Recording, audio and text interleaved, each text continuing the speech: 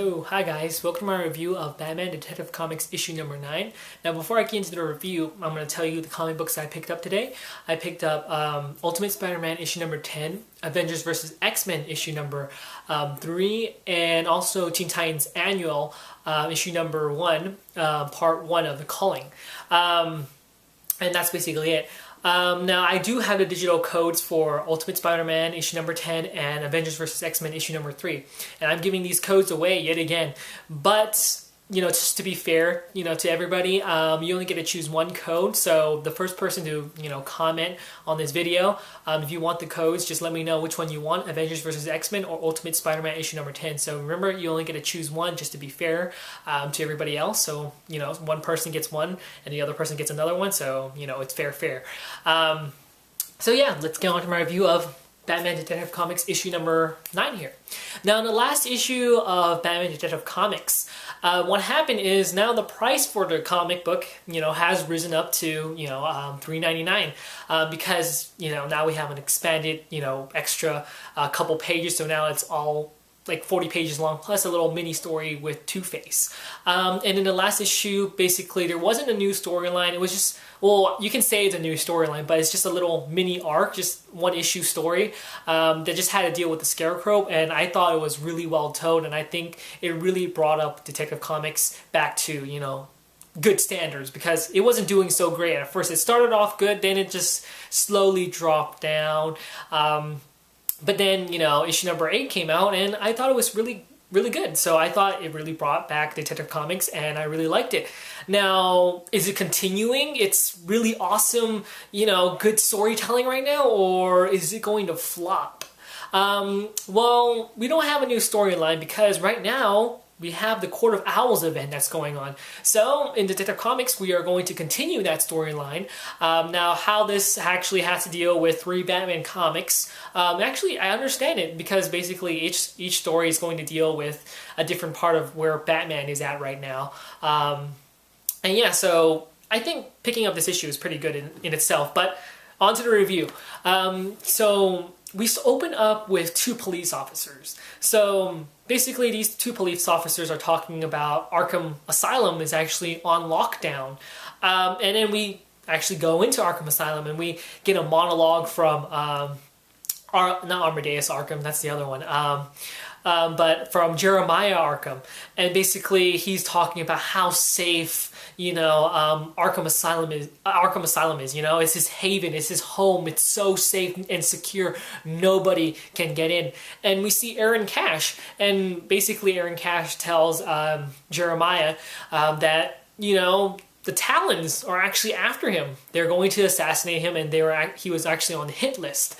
So, Jeremiah's still cocky, and he's all like, oh, nobody can infiltrate Arkham Asylum, it's the safest place in the whole wide world, and we know that it's not actually the safest place in the whole wide world, because we know Batman can infiltrate there anytime, but, he's still thinking that it's the safest place in the world. They can't get me here, and Aaron Cash is trying to push Jeremiah to get into a safer, place in the asylum, into a safe house or a safe room. But he says, no, it's okay. I can just walk around freely here because I have to help my patients. And basically, we get a little small introduction to some, characters in Arkham Asylum. Not like a whole big introduction. It's just like a small little introduction of some characters like Victor Saz, Clayface, and these 2 other characters that I have never known before. And it's interesting here, but then, later on, he's about to talk about one certain, specific character, but then Aaron Cash basically interrupts him and says, oh, Roman Sayoni? Is that how you pronounce his last name? Roman Sayoni? Basically, he's the Black Mask, And he says, oh, he's done with his hunger strike or protest, and he's ready to, get out of the, the straps or bindings, and he's ready to, get back to his regular cell. And Arkham, says, okay. And then Aaron says, but he wants to talk to you first. So he goes over, and Jeremiah and Roman has a little talk with each other, and we learn about an interesting fact that Jeremiah has taken the Black Mask for a joyride. Now, I don't know if, because right here it doesn't mention it, but Back in Batman Life After Death, which is the first, not first, but maybe it's like sort of the beginning of, you know, Dick Grayson as Batman. It's a storyline that has to deal with Black Mask returning, and basically Jeremiah was the guy who was behind that. Spoiler alert! I know you guys haven't read that, but yeah, basically I don't know if it, you know, had to deal with that, because that mentioned that, okay, Jeremiah did take the Black Mask for a joyride, and in that you know, story arc, he actually did put on the Black Mask on and whatnot. But yeah, but as he's talking to Roman, Roman's eye starts twitching, or he starts like blinking his right eye, and then, you know, Jeremiah's like, he's twitching his eye, he's moving it, means something's behind me. And he grabs a taser, and he actually tases one of the Talons, which is pretty awesome. And then he tries to escape, but more of them come and appear and try to stop him, and says, Jeremiah Arkham, you are here to sentence by the Court of Owls to die because you basically support, you know, criminals and whatnot, because he's the guy who tries to help, you know, reestablish everybody in Arkham to become, you know, more sane and stop, you know, being insane. But we all know that Arkham Asylum is basically a revolving door for the mentally insane, meaning that they go in, but they come back out, and they still do the same thing they still do, like the Joker, Penguin, everybody. So yeah, but, you know, as he's trying to escape and he's, you know, confronted by all the other Talons, Batman busts in and starts fighting the other Talons, and he tells Arkham, you know, go, run, escape. And he says, oh, I know you have, you know, 7 secret passages into Arkham Asylum, so use one of those and try to escape. And then Aaron Cash is like, what is he talking about? Secret passages? I thought you said there was no, you know, other way to get into Arkham besides the main gate and whatnot. And, you know, Jeremiah's like, oh, I don't know what he's talking about. Yeah, I don't know. But he actually does escape into one of the secret passages. Now, as he's escaping, he realizes that, you know, Batman can't really take down all the Talons, because he says that he threw a freeze grenade, which sort of reminded me of not Arkham Asylum, but Arkham City. But he says that can't slow them down for too long. So, you know, Jeremiah says, okay, Batman can't stop him, so we have to use another method in order to stop him. And he approaches the Black Mask on the mantle, and he grabs it. And before that happens, we go back to Batman fighting a whole bunch of, you know, Talon members. And we see that they're sort of overpowering him at the moment. But then we see a gate from one of the cells open. And who comes out of it? Clayface. He comes out and tells the Talons, I'm about to rip you apart. I want to kill you all right now. But for some reason, he doesn't attack Batman. He attacks the Talons. And Batman even says, how come he's not attacking me? And we all see all the other cells start opening. We see all the other Arkham Asylum, you know, members come out, and, you know, they start attacking all the Talons, and not Batman. They're avoiding him. So Batman escapes and seals off all the doors to, you know, the cells. And basically the Talons and all the, you know, Arkham inmates are inside fighting each other, and Batman escapes. But he says, like, how is this happening? And we come back to Roman, and he's wearing the Black Mask. And he says, oh, don't worry, they're under my mind control. Don't worry, I have this handled. But then Batman starts to fall to the ground on his knees, and he says, what's going on? And Roman says, you're under my mind control. And Batman says, this can't work on me. And he takes a batarang and jabs it into Black Mask and sort of destroys his mind control. And he says, you think your mind control can work on me? It only works for the weak-minded. It doesn't work on me because I'm too, you know, of course, he's Batman. He can't be controlled. His mind isn't weak.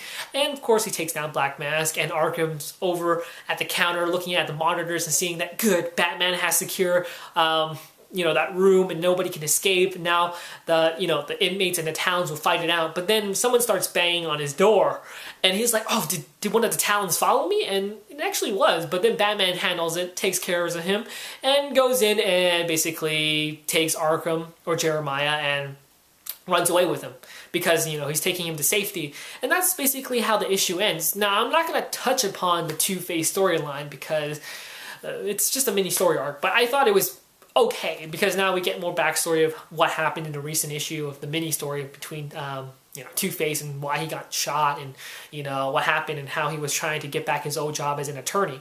That's about it. Now, did this issue do good? I hope it did good because the way I talked about it sounded pretty good. This issue was great. I mean, for a storyline that has to deal with the Night Owls, I'm glad that Tony S. Daniel does it justice. It was fantastic. I love the issue. This issue didn't have to deal with the Talons. The main focus was not the Talons or Batman, for the matter of fact. This issue was mainly talking about Arkham and Jeremiah Arkham. That was the main focus in this issue. And I thought it did pretty well. It didn't have to deal with the Talons. All it did was just insert the Talons saying that, okay, Jeremiah Arkham is on the hit list. But all it did was introduce us to Arkham Asylum and Jeremiah Arkham. That's what this issue did, and it did it so great. I loved it. It was awesome, amazing. It didn't really, I didn't care, the matter of fact, that Batman didn't get a lot of spotlight, or it wasn't really mainly about Batman or the Talons. I was impressed that they did a well-telling story for Jeremiah Arkham and how he really favors, the safety and serenity of Arkham Asylum. Because when you think about it, this is a madhouse for crazy and insane people, How is this a safe place? And we've always seen Jeremiah Arkham or Amadeus Arkham or anybody say that, Arkham Asylum is a safe place, is a safe haven for, the criminally insane, and these people can change. But at the same time, I feel safe with them because they help me in the way as I help them, better themselves. They help me better myself. And in a way, I like how they introduce Jeremiah Arkham into the storyline. It's great. And we, see more, Batman villains come out like Clayface, Victor Sass. Now, of course, Victor Sass still stays true to his original character form. He's bald and he has the cut marks all over his body, or the tally marks. And Clayface, I like the design of Clayface. He sort of reminded me of this little small eye with big eye. You know how you do that when you do an emote on on the internet, with the big and small eyes, like big shock kind of look. Yeah, I like that kind of look for Clayface. Or I don't know if I didn't notice that much. Maybe his eyes just shifted, or I don't know, but it looked pretty nice. The art style is great. Yet again, Batman does have the teeth sticking out again, but I think it's not that he's basically doing that this kind of look. I think it's basically they're just showing his whole front teeth, not like his teeth is overlapping his lower lip. But yeah, I think this issue was pretty good. It was really great, and I highly suggest you pick this up. If you are reading the Court of Owls storyline that's going on right now, I recommend you picking this issue up. You don't have to just stick with the original Batman storyline that's going on right now. Pick this issue up. It's great. I can't say enough, This issue is really good, and I suggest you guys pick it up just to, read it for the Court of Owls, or just read it for just talking about Jeremiah Arkham and Arkham Asylum all on its own. It's a great, fantastic issue. I highly suggest you pick this up. It's awesome. So yeah, I hope you guys liked this review and found it helpful, and I'll talk to you guys later. So see you guys.